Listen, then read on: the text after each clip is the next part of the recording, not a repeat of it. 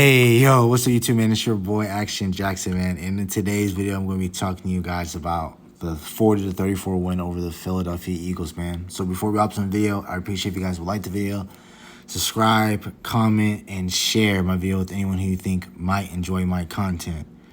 So hopping straight into it, man. This was a really great game by the Dallas Cowboys versus the Philadelphia Eagles. First, I'm going to get into stats, and then I'm going to talk about the moments. So, the Eagles had 442 total yards to our 419. They had 355 passing yards to our 304. We ran the ball better today on 115 to their 87. And that's one thing I want to touch on real quick. We did really well stopping the run. Proud of Dallas about that. The Eagles, they got 6.4 yards per play to our 5.8. We had 26 first downs to their 25. They were more efficient on third down than we were. We were 8 of 15. They were 8 of 14. We both converted the ball 8 times, but we were put in more third down situations than they were just by one down. They were 2 of 3 on fourth down, and we were 1 of 1. We ran 3 more plays than they did. We allowed 6 sacks. We punted 1 time. We did really well on the penalties. Only 4 yards of 4 penalties for 36 yards to their 2 penalties of 10. But the name of the game today was turnovers. They turned the ball over 4 times today to our 1, and we won time of possession 32-18 to their 27-42. Just to talk about it real quick, offensively, we did our thing today, and it was mostly through the air that we were doing our damage in, which was really surprising because, like I said, my game plan was that we were going to go in and run the ball because the last time you played the Eagles on October, that game, you wasn't able to throw the ball, but like I said, that was a different quarterback. I felt like if you had Dak Prescott in that game, you would have had a similar result like you had this game, but you would have played Jalen Hurts and things of that nature. So, right now, the division is still up for grabs for Dallas. Seoul is still the number 1 seed, but right now, that's not really what you're looking for. Right now, if you're Dallas, you're wanting to just play your game and head into the playoffs with full head of steam, and you want to get on a bit of a hot streak and win, these last 2 games. But like I said, going back into the game, Dak Prescott is the reason why you won this game today. Yes, the defense, they did get you the ball 4 times, but there were times when that offensive line, after they had scored that touchdown and in the fourth quarter, where Dak Prescott took back to take his 3-step drop. He had a sack fumble. Thank God Tyler Bosch landed on it. Then the next play after that, after a fumble sack, the next play you get sacked again. Then that was third and forever. And T.Y. Hill, the newly acquired wide receiver, went over the top, went past Darius Slay. Dak Prescott threw a beauty, and T.Y. Hilton made that veteran grab. He had sure-handed catch of the ball. He made the process of the catch. We went down there. We scored a touchdown. So, and that was to tie up the ball game, 34-34. And then after that, the Eagles, they turned the ball over twice, which led to 6 points for the Dallas Cowboys. But I'm really proud of what this defense did today because I found it, previous times when we played run-heavy teams like Philly, because like I said, they were starting out the game early with running the ball a lot, which I knew they were because they didn't really trust in Gardner Minshew to throw the ball 35-40 times.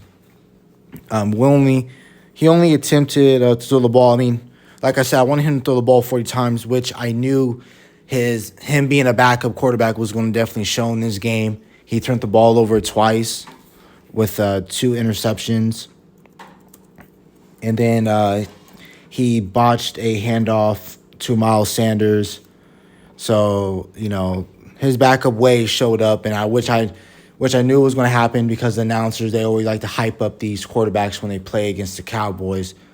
But I knew his backup self was going to show, which it did, and he turned the ball over himself, 3 times. So, it was what it was. We forced him to throw the ball 40 times. He was 24 of 40, but I just felt like we needed to get better at stopping the pass. I felt like there was a lot of times in this game defensively where we would get them on third downs, third and long. Like there was a 3rd and 10 late in the game, and there was a lot of times on third downs where we would give Devontae Smith and A.J. Brown, we'll back up 10, 15 yards and give them a first down. I felt like if this game would have been definitely over if Dallas would have played a lot more press man.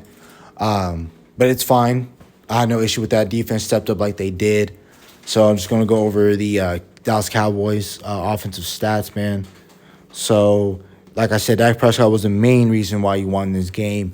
When you were down and you thought you were down and out by 2 possessions, he led back, came back, and he scored touchdowns when he needed to instead of settling for 3. Dak Prescott was 27 of 35, 347 passing yards with 3 touchdowns and an interception. Zeke Elliott today was your leading rusher with 16 carries, 55 yards, average 3.4 with the touchdown. Dak was your second leading rusher with 6 carries, 41, average 6.8. Tony Pollard was 9 of 19, 2.1 yards a carry. CeeDee Lamb offensively was, outside of Dak, was also your player of the game. He had 10 catches for 120 yards. And something I've been noticing a lot when you're playing these teams and growing up and watching football, when you're playing another great team, what you have to do yourself is do what they do. And what they were doing, they were putting the ball into their playmakers' hands. So that was their 2 receivers with A.J. Brown and Devontae Smith. They was scheming them, getting them open, and we did that exactly on our end with getting the ball to CeeDee Lamb and then T.Y. Hilton. We did a really, really great job putting the ball into our playmakers' hands. You know, Jake Ferguson, Dalton Schultz, Tony Pollard. We did really well doing that. Hopefully, Kellen Moore looks back on this game and, he said, let's give our playmakers the ball more, especially with these games because your last 2 games are against playoff teams. Right now, Tennessee, they're out of the playoff picture because with their loss today to the Houston Texans, they're most likely not going to make the playoffs, but you're going to be the determining factor on Thursday night whether or not they make it. So it's very crucial for yourself as the Cowboys that you go in on a short week because you play today on Saturday. Then I believe you do a quick turnaround in 4 days. You have to travel to Tennessee, which isn't much of, it's not a long flight between Dallas and Tennessee, but still, you got to play Derrick Henry. You have to play great ball like how you did today. But then also you got to go to Washington, Maryland, Week 18 for the last game of the season. So right now, what playoff implications look like for you?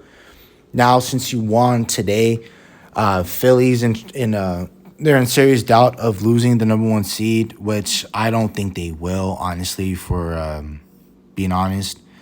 They're 13-2, and their last 2 games are against the New Orleans Saints, who won today against the Cleveland Browns.